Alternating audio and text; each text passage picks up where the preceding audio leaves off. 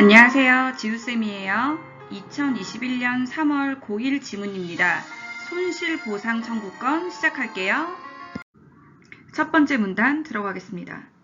공익을 위한 적법한 행정작용으로 개인의 재산권에 특별한 희생이 발생한 경우 개인은 자신이 입은 재산상 손실을 보상하도록 요구할 수 있는 권리인 손실보상 청구권을 갖는다.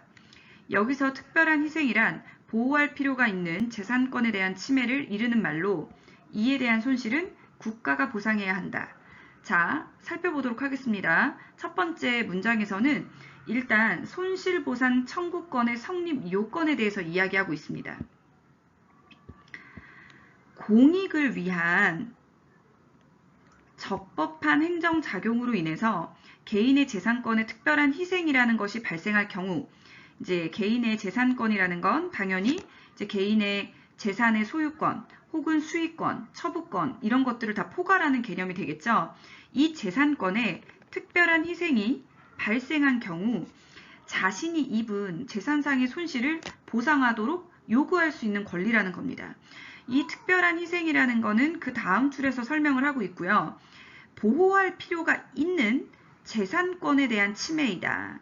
그러니까 즉 다시 설명을 해보면 손실보상 청구권이라는 것은 공익을 위한 적법한 행정작용으로 내가 보호할 필요가 있는 재산권에 대한 침해를 당했을 때 이 손실에 대한 사항을 국가에게 청구할 수 있는 권리가 되는 것입니다.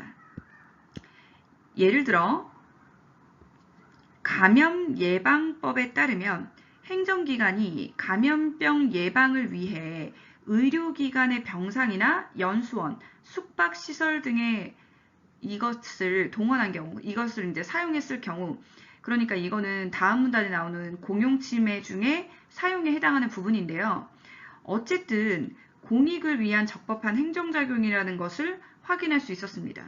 그러면 이로 인한 손실은 국가가 개인에게 보상해야 하는데 이때의 재산권 침해가 특별한 희생에 해당하는 것입니다. 이해되셨나요? 보호할 필요가 있는 재산권에 대한 침해. 다음 이 문단, 손실보상 청구권은 공적 부담의 평등을 위해 인정되는 헌법상의 권리이다.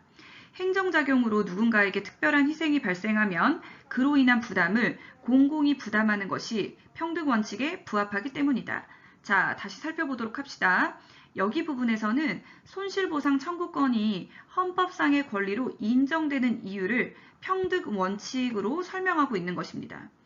즉, 손실보상 청구권이라는 것 자체가 그 공익을 위한 적법한 행정작용으로 개인의 재산상의 특별한 희생이 발생할 경우 국가에게 청구할 수 있는 건데요. 반대로 설명을 해보면 국가가 적법하더라도 어떤 행정작용으로 인해서 특정 개인이 계속 희생을 하게 된다면 이것은 평등 원칙에 위배된다라는 뜻입니다. 이어서 또한 헌법 제23조 3항은 공공필요에 의한 재산권의 수용, 사용 또는 제한 및 그에 대한 보상은 법률로서 하되 정당한 보상을 지급하여야 한다라고 하여 공공에 필요한 재산권의 수용, 사용, 제한, 즉 공용침해와 이에 대한 보상이 법률에 규정돼야 함을 명시하고 있다. 자, 봅시다. 여기에서는 공용침해와 보상 규정이 법률에 규정되어 있다라고 이야기하고 있는 것입니다. 자, 그리고 이 공용침해에 대한 그 종류를 설명을 했는데요. 수용, 사용 총 3가지로 구성되어 있습니다. 이어서 공용침해 중 수용이란 개인의 재산권을 국가로 이전하는 것, 사용이란 행정기관이 개인의 재산권을 일시적으로 사용하는 것, 제한이란 개인의 재산권 사용 또는 그로 인한 수익을 한정하는 것을 의미한다. 자, 여기에서는 그 헌법 23조 제3항의 그 공용침해에 대한 내용을 3가지로 나눠서 설명하고 있는 부분입니다. 한편 23조 3항은 내용상 분리될 수 없는 사항은 함께 규정되어야 한다라는 불가분의 조항이다. 따라서 공용침해 규정과 보상 규정은 하나의 법률에서 규정되어야 한다. 자, 이 문단에서는 공적 부담의 평등을 위해 인정하는 헌법상의 권리인 손실보상 청구권에 대해서 얘기하고 또 그 손실보상 청구권이 어떠한 헌법에 의거해서 적용되는지를 설명하고 있습니다. 손실보상 청구권은 제23조 3항에 규정되어 있는 내용인데요. 이 내용은 내용상 분리될 수 없는 사항 중 일부가 빠졌다면 위헌의 소지가 있다라고 이야기를 하면서 침해 규정과 보상 규정을 함께 규정해야 한다라고 이야기하고 있는 것입니다. 이어서 3문단. 그러나 헌법은 23조 1항에서 모든 국민의 재산은 보장된다. 그 내용과 한계는 법률로 정한다 라고 규정하여 재산권은 법률에 의해 구체화된다고 밝히고 있다. 또한 2항에서 재산권의 행사는 공공복리에 적합하도록 하여야 한다라고 하여 개인의 재산권 행사가 공익에 적합하여야 한다라는 재산권의 사회적 규제약을 규정하고 있다. 특히 토지처럼 공공성이 강한 사유재산은 재산권 행사에 더욱 강한 사회적 제약을 받을 수 있다. 만약 재산권의 행사가 사회적 제약의 범위 내에 있다면 이로 인한 손실은 보상되지 않는다. 즉, 재산권의 침해가 특별한 희생에 해당될 때만 보상이 가능한 것이다. 여러분, 3문단 어렵습니다. 천천히 같이 볼게요. 먼저 헌법에서는 23조 1항에서 재산권을 인정한다 라고 얘기를 합니다. 근데 2항에서는 이 재산권의 행사가 공공복리에 적합하도록 하여야 한다라고 이야기하고 있습니다. 그러니까 만약에 재산권의 행사가 공공복리에 적합하지 않으면 그 재산권은 지켜질 수가 없는 것이지요. 여기서 보면 재산권의 사회적 규약, 제약이라고 설명을 하고 있는데요. 이 사회적 제약이라는 것은 공익에 적합하게 너가 재산권을 행사해야 돼 라고 다시 규정을 하고 있는 것입니다. 만약에 재산권의 침해가 아까 얘기했었던 것처럼 국가의 행정작용으로 인한 그 개인의 재산권 침해에 대해서 사회적 제약 범위 내에 있는 침해는 손실 대상이 되지 않는 것입니다. 이해되시나요? 재산권은 공공복리에 적합하도록 되어 있습니다.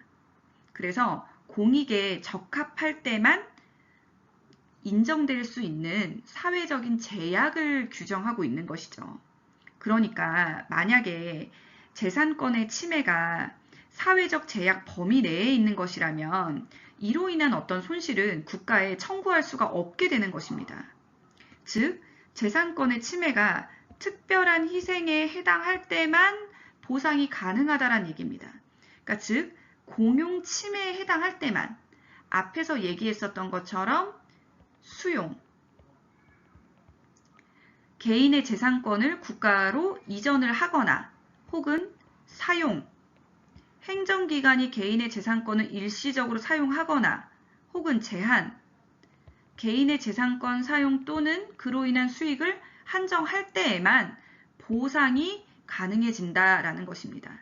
돌려 얘기하면 수용, 사용, 제한은 사회적 제약의 범위 내가 아니라 사회적 제약의 범위에서 벗어나는 공용 침해가 되는 것이죠.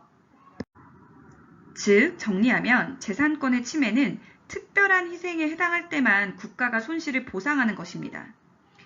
사회적 제약 범위 내에 있을 때는 손실보상의 대상이 되지 않는 것입니다. 자, 이어서 3문단. 재산권의 사회적 제약과 특별한 희생의 구별에 대해 경계이론과 분리이론은 서로 다른 입장을 취한다. 앞으로 전개될 이야기는 이 경계이론과 분리이론에 대한 서로 다른 입장에 관한 내용일 것입니다. 경계이론에 따르면 양자는 별개가 아니라 단지 침해 정도에 있어서만 차이가 있을 뿐이다. 재산권 침해는 그 정도가 사회적 제약의 범위를 넘어서면 특별한 희생으로 바뀐다는 것이다. 따라서 경계이론은 사회적 제약을 벗어나는 재산권 침해는 보상 규정이 없어도 보상이 이루어져야 한다고 본다. 보상을 규정하지 않은 채 공용 침해를 규정하고 있는 법률은 불가분 조항인 헌법 23조 3항에 대해서 위반이고 위헌이 밝혀진 법률에 근거한 공용침해는 위법한 행정작용이 된다는 것이다. 경계이론은 적법한 공용침해 행위의 경우에 보장이 인정된다면 위법한 공용침해의 경우에도 헌법 23조 3항을 근거로 보상을 인정해야 한다는 입장이다. 자, 정리해 보도록 하겠습니다. 경계이론이라는 것은 그 양자가 별개가 아니라, 그러니까 여기서 얘기하는 양자는 그 사회적 제약과 특별한 희생을 얘기하는 겁니다. 이 양자가 별개가 아니라 정도에 의해서만 차이가 있다라고 이야기하는 겁니다. 재산권의 침해는 그 정도가 사회적인 제약의 범위를 넘어서면 그것이 특별한 희생이다라고 이야기를 하는 겁니다. 그러니까 사회적 제약 이내에 있는 것은 특별한 희생이 아닌 것이죠. 따라서 경계이론은 사회적 제약을 벗어나는 재산권의 침해는 보상 규정이 없어도 보상이 이루어져야 한다라고 이야기를 합니다. 그 이유는 사회적 제약을 벗어나는 재산권 침해는 특별한 희생이기 때문입니다. 만약에 보상을 규정하지 않은 채 공용 침해를 규정하고 있는 법률은 아까 얘기했었죠. 불가분 조항. 그래서 공용 침해 규정과 보상 규정은 함께 규정되어야 한다라는 이 불가분 조항에 의거해서 위헌이다라고 얘기를 합니다. 그리고 위헌임에 밝혀진 법률에 근거한 공용 침해 행위는 위법한 행정작용이 되는 것입니다. 적법한 행정작용으로도 우리가 특별한 희생일 경우에는 손실 보상을 해야 한다라고 법률에 규정되어 있기 때문에 적법한 공용 침해 행위뿐만 아니라 위법한 공용 침해의 경우에도 제23조 3항을 근거로 보상을 인정해야 한다라고 보는 것이죠. 너무너무 당연하죠. 아까 얘기했던 것처럼 보상 규정이 없는 경우에라도 손실을 보장해야 된다. 그 이유는 아까 얘기했던 것처럼 적법한 행정작용일 때도 특별한 희생일 경우에는 우리가 그 손실 보상을 해주는데 이것 같은 경우에는 위법한 공용 침해인데도 안 해주는 건 말이 되지 않는다라고 이야기하고 있는 것이 경계이론입니다. 이어서 오문단 이에 반해 분리이론은 재산권의 사회적 제약에 대한 헌법 제23조 2항의 규정과 특별한 희생에 대한 3항의 규정은 입법자의 의사에 따라 완전히 분리된다라고 주장합니다. 그러니까 다시 정리를 하면 사회적 제약과 특별한 희생은 완벽하게 구별돼야 한다라고 이야기하고 있는 것이죠. 따라서 재산권 침해를 규정한 법률에 보상 규정이 없는 경우 입법자가 이러한 재산권 침해를 특별한 희생이 아닌 사회적 제약으로 규정한 것으로 봅니다. 재산권 침해가 사회적 제약 또는 특별한 희생 중에 무엇에 해당하는지 결정하는 것은 입법자의 권한이라는 것이죠. 만약 해당 법률에 규정된 재산권의 침해가 헌법 제23조 2항에 규정한 재산권 공익 적합성을 넘어서서 개인의 재산권을 과도하게 침입을 한다면 이 법률은 헌법 제23조 2항을 위반해서 위헌이 되고 위헌임이 밝혀진 법률에 근거한 행정작용은 위법입니다. 분리이론은 이러한 경우 손실을 보상하는 것이 아니라 위법한 행정작용 자체를 제거해야 한다라고 봅니다. 재산권을 존속시키는 것이 재산권을 침해하면서 그 손실을 보상하는 것보다 우선한다고 보기 때문입니다. 자, 여기 봅시다. 분리이론이라는 것은 입법자의 의사에 따라서 사회적 제약과 그 특별한 희생을 완벽하게 분리하는 것입니다. 그래서 재산권의 침해가 사회적 제약 또는 특별한 희생 중에 그 어떤 것에 해당하는지 결정을 해야 된다라는 뜻이고요. 그리고 이것이 헌법 제23조 2항에서 규정한 공익의 적합성을 넘어서서 너무 과도하게 침해한다면 이것은 제23조 2항에 의거해서 위반이 되고 이런 경우에는 손실을 보상하는 것이 아니라 행정작용 자체를 제거해야 한다라고 보는 것인데 이것은 재산권 침해 보상보다 재산권의 존속을 우선시하는 입장이 되기 때문입니다.